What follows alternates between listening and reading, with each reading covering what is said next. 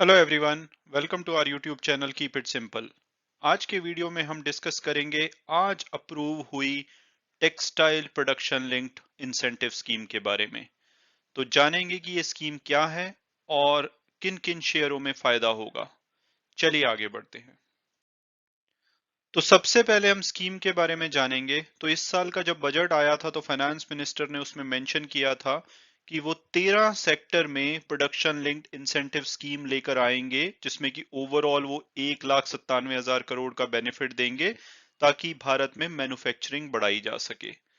तो उन 13 सेक्टर में से एक सेक्टर था टेक्सटाइल। तो आज फाइनली यूनियन कैबिनेट ने अप्रूव कर दी है 10,683 करोड़ की, यानी 10,683 करोड़ की production linked incentive scheme for textile industry.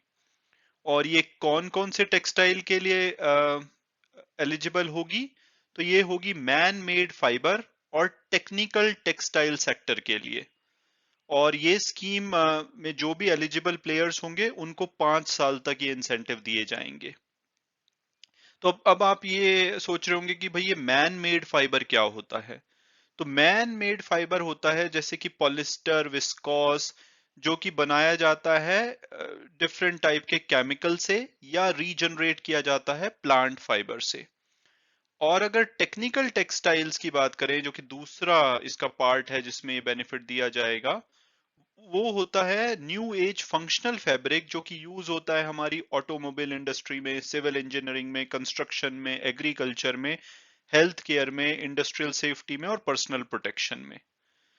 तो ये तो हो गई स्कीम। तो अब आप जानने में इंटरेस्टेड होंगे कि भाई इसके बेनिफिट क्या होंगे।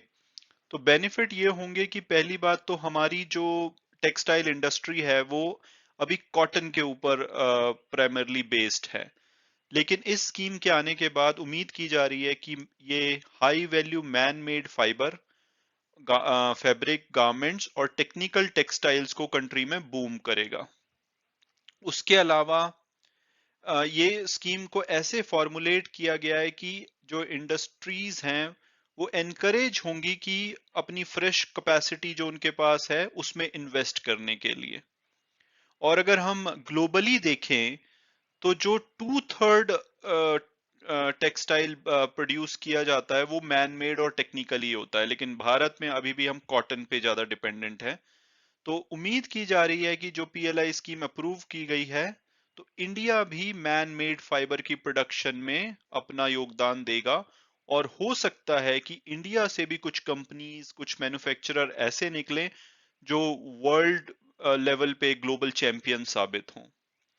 और ये स्कीम जैसा कि बताया गया कि 5 साल के लिए रहेगी और उम्मीद की जा रही है कि इस स्कीम से 19,000 करोड़ की फ्रेश इन्वेस्टमेंट आएगी। और इसके अलावा क्यूमुलेटिव टर्नओवर 3 लाख करोड़ तक का जनरेट होगा। और इससे ये भी उम्मीद की जा रही है कि ये 7.5 लाख डायरेक्ट जॉब्स जनरेट करेगा, जो कि इन फैक्ट्रीज में लोग काम करेंगे, और उसके बाद सेवरल लैक्स इनडायरेक्ट एम्प्लॉयमेंट भी होगा जो इससे रिलेटेड होगा। तो अब अगर आपको इसमें एलिजिबिलिटी क्या है इस स्कीम में पार्टिसिपेट करने की, तो गवर्नमेंट ने बताया है कि भाई दो टाइप की इन्वेस्टमेंट एलिजिबल होंगी और उनके इंसेंटिव डिफरेंट होंगे, जो कि अभी डिटेल में वो बताएंगे।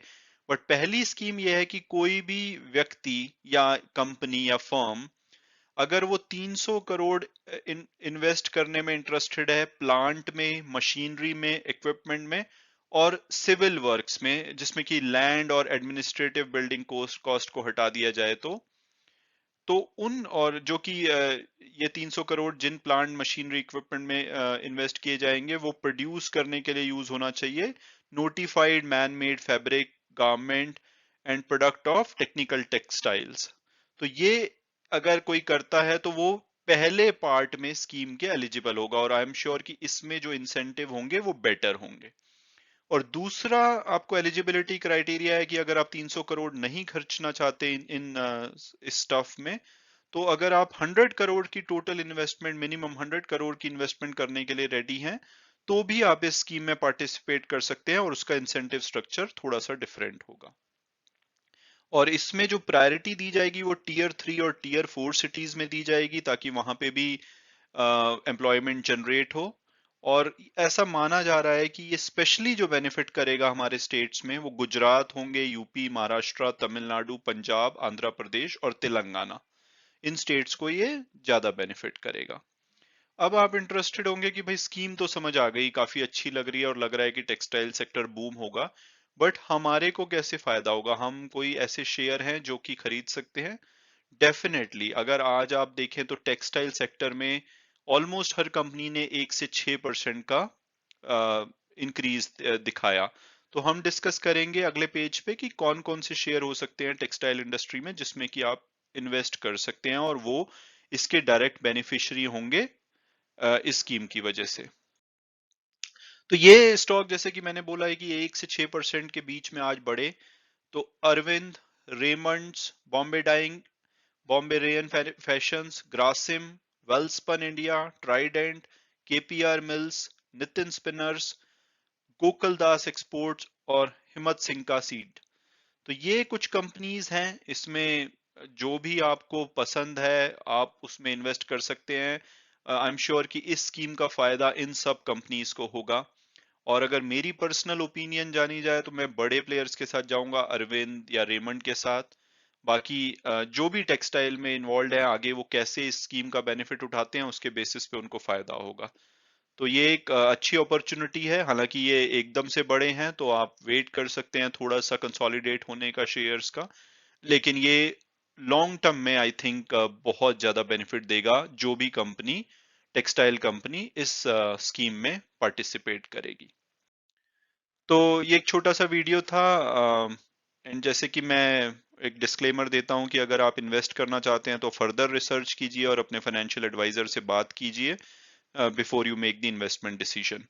तो अगर आपको ये वीडियो पसंद आया हो तो प्लीज सब्सक्राइब कीजिए, कमेंट करके अपनी फीडबैक दीजिए। And thanks so much for watching the video and God bless you all.